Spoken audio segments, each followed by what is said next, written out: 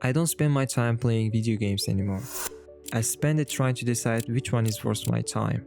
And by the time I finally pick something, I don't even feel like playing. What changed it wasn't just the games, that's the way we choose them.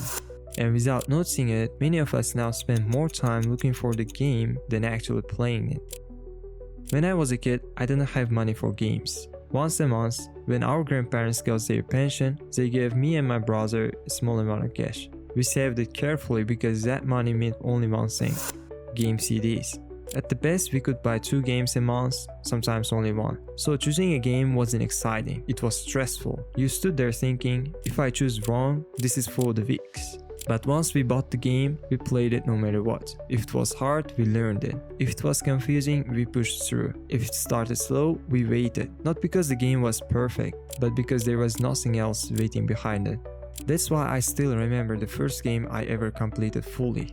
It was Plants vs Zombies. My siblings and I played it together, failing miserably, adapting, and eventually beating it within 2 days. When we finally beat it, what we felt wasn't just the fun, it was earned.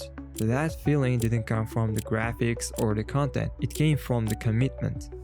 Now, more than a decade later, I have an opposite problem. I have enough money to buy any game I want instantly, no waiting, no savings. And yet choosing feels harder than ever. After work, I sit down hoping to relax. I open my Steam, scroll through my library, jump to the store page, then scroll again and again, trying to find a game that feels worthy for my limited free time. Most nights, I just stop searching and launch TS2, not because I'm excited about it, but because it's familiar.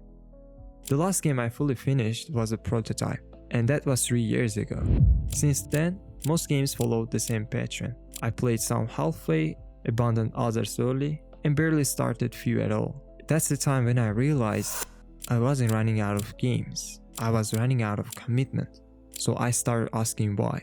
And I realized this doesn't happen randomly, it happens for the same reasons every time. Reason 1. Today, games are everywhere. Huge libraries, subscriptions, free weekends, constant sales. At first, it feels amazing. It feels like a freedom. You feel lucky to have so many options. But over time, that freedom turns into hesitation. When you have too many options, every choice starts to feel risky. You don't just ask, is this game good? You ask, is this the best use of my free time? And that question is dangerous. Because when another game is always waiting, pushing through a slow start feels pointless. Why learn the system if something easier is one click away? So instead of sticking with one game, you keep searching. Scrolling feels safer than deciding, because deciding means commitment, and commitment means you might waste your time. Reason 2. Another thing changed quietly, and most of us didn't notice it.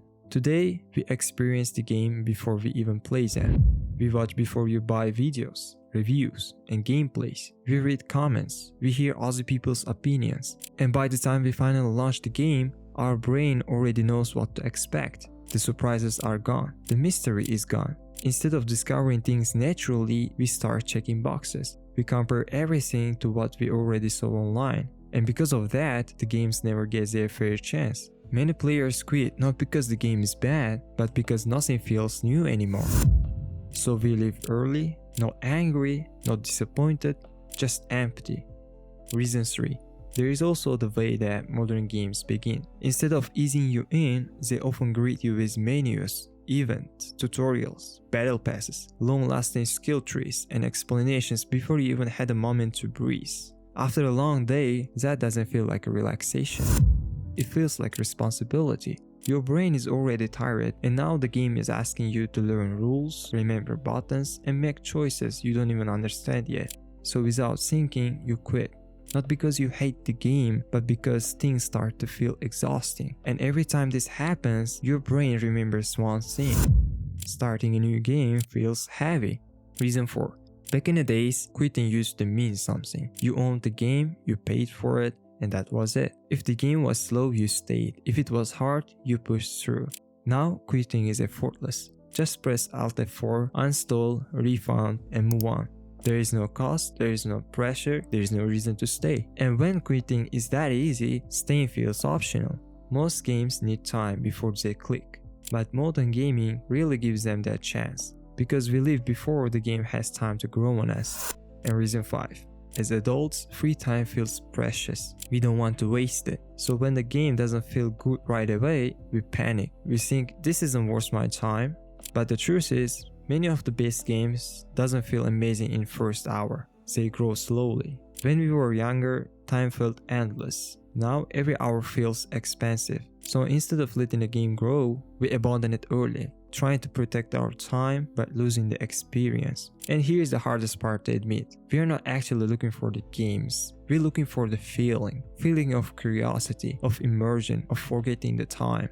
Scrolling feels like it might lead us there. Playing often doesn't, at least not immediately. But feelings doesn't come instantly. They grow with time through patience and commitment. Two things modern gaming quietly removed. Conclusion. Maybe the problem isn't the gaming became worse. Perhaps it's that now we expect them to give us everything right away without asking something in exchange. When we were younger, we committed first and the feelings followed. Now we wait for the feelings before committing and nothing sticks. So if you are sitting on the huge library and still feel bored, maybe the problem isn't that you can find a good game. Maybe it's that good experiences still take time and we forgot how to wait. If this video felt familiar, write in the comments. I wanna know if you are feeling this too. It's been Fury Gaming and thanks for watching. I will see you guys in the next one.